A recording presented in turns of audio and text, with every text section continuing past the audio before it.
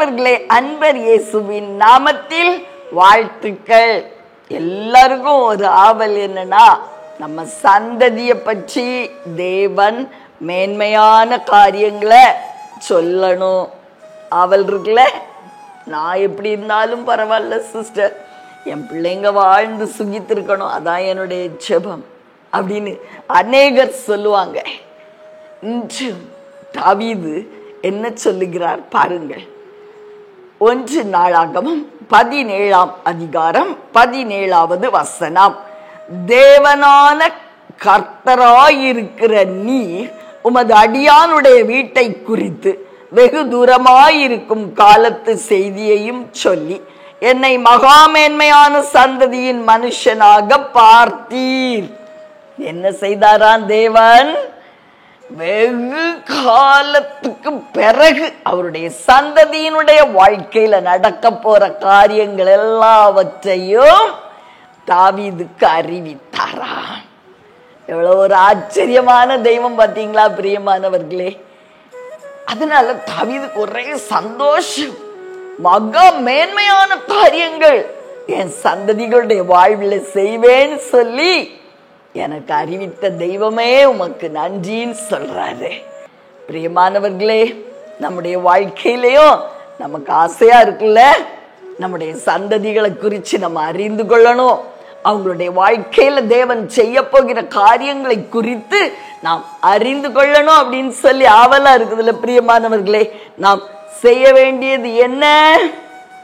தாவீத போல தேவனுடைய உள்ளத்திற்கு, என் இருதயத்திற்கு ஏற்ற மனுஷன் என்று தாவீதை குறித்து தேவன் சாட்சி கொடுத்தாரே, அதே போல நாமும் கூட ஒரு சாட்சியை பெற்றுக்கொள்ளணும். அப்படின்னா என்ன அர்த்தம்? என் இருதயத்திற்கு ஏற்றவன், என் இருதயம் என்ன விரும்புதோ அதை என் மகன் செய்திருவா, அதுதான் அர்த்தம். பிரியமானவர்களே, நம்ம அப்பா அருமை இரட்சகர் அருள்நாதர் இயேசு நம்மை குறித்து அப்படி சொல்ல முடியுமா? நான் என்ன விரும்புகிறேனோ, என் இருதயம் என்ன வாஞ்சிக்குதோ அதை என் மக செய்திருவா, என் மகே செய்திருவா அப்படின்னு நம்ம அப்பா நம்மை குறித்து சாட்சி சொல்ல கூடுமானால் எவ்வளவு ஆச்சரியமா இருக்கும் இல்லையா? அவர் நம்மோடு பேச ஆரம்பிச்சிருவார், எல்லா காரியங்களையும் பேச ஆரம்பிச்சிருவார். நாமும் கூட நம்முடைய இருதயத்துக்கு பிரியமானவங்க கூட தானே எல்லாம் ஷேர் பண்ணுவோம். அதே போலத்தான் நம்முடைய சந்ததிகளை குறித்த காரியங்கள், அவர்களுடைய எதிர்காலத்தை குறித்த காரியங்கள், வெகு காலத்துக்கு பிறகு நம்முடைய சந்ததிகளுடைய வாழ்க்கையில் அவர் செய்ய போகிற நன்மைகள் எல்லாவற்றையும் கட்டாயமாய் சொப்பனத்தின் மூலமோ, தரிசனத்தின் மூலமோ, வார்த்தையின் மூலமோ, தீர்க்க தரிசிகள் மூலமோ காண்பிப்பார். பிரியமானவர்களே, நம்ம செய்ய வேண்டியது ஒண்ணுதான்.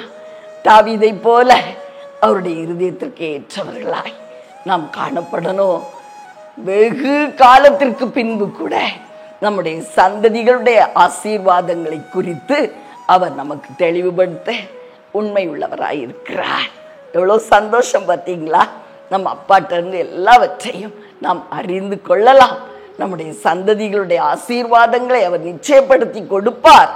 உங்களுக்காக ஜெபிக்கட்டுமா பிரியமானவர்களே? அன்பின் பரலோக தகப்பனே, அருமையான எங்கள் நல்ல ரட்சகா நாதா, ஆவியானவரே, அன்பான தெய்வம் அப்பா, ஒரு விஷயங்க மத்தியில இறங்கி வாங்க ராஜா. அப்பா, நீ எவ்வளவு உண்மை உள்ளவா. எங்க சந்ததிகளுடைய ஆசீர்வாதங்களை நிச்சயப்படுத்தி எங்களுக்கு வாக்குத்தத்தமாய் கொடுக்கிறீரப்பா. அவர்களுடைய எதிர்காலம், தூரத்துல நடக்க போகிற காரியங்கள் எல்லாவற்றையும் சொல்லி கொடுக்கிறேன். என்னுடைய வாழ்க்கையில கூட நீ சொல்லி இருக்கிறீர் அப்பா.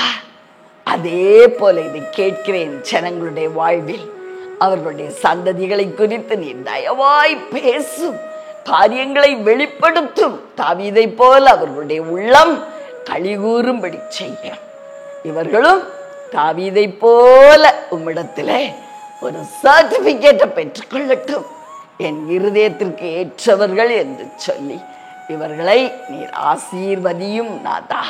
இரட்சகர் இயேசு கிறிஸ்துவின் நாமத்தில் பிதாவே.